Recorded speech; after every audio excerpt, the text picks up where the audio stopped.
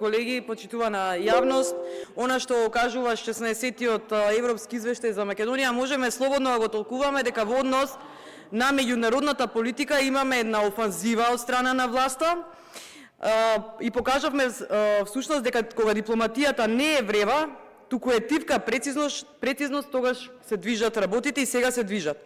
Прв пат по долго време техничките разговори се водат без ерупции, а Европската унија, пред се Франција и Германија, влегуваат како гарант дека билатералните условувања нема да бидат бесконечен лавиринт. Тоа не е магичен прекин на сите спорови, свесни сме, но е прекин на блокадата и токму тоа го отвара патот кон првите кластери. Паралелно со ова, можеби најболната област, најтешката или каменот на сопнување во Република Македонија, реформите во владењето на правото, откако поминавме 7 години со 2% доверба во судството, всушност овие реформи веќе не се флоскула, туку работа што мора да се изведе до крај.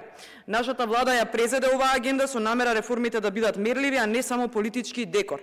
Веќе гледаме дека концептите како ветинг, селекција на судии врз база на јасни критериуми, подигнување на интегритетот во обвинителството станува издржана рамка.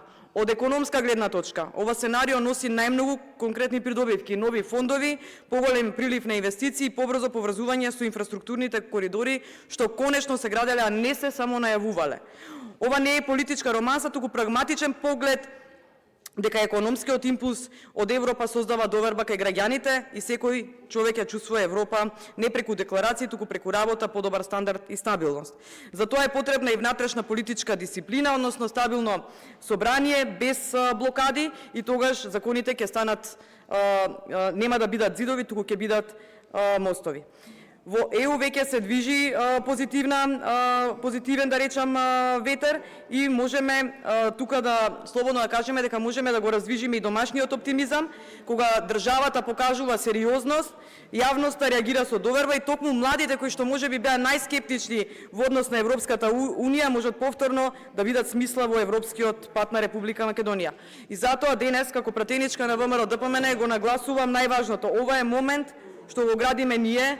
Оваа влада на парламентарно стабилно мнозинство ја поставува државата на траекторија на стабилен напредок, не брз, не чудотворен, туку реален, оптимистички, и ова сценарио навистина не е фантазија, туку е реалност која што може да се постигне со дисциплина, мудрост, јасна политичка волја и многу работа. И напредокот на крајот на краиштата станува можен кога државата конечно се однесува како држава, сериозно, достоинствено и насочено кон иднината. Благодарам.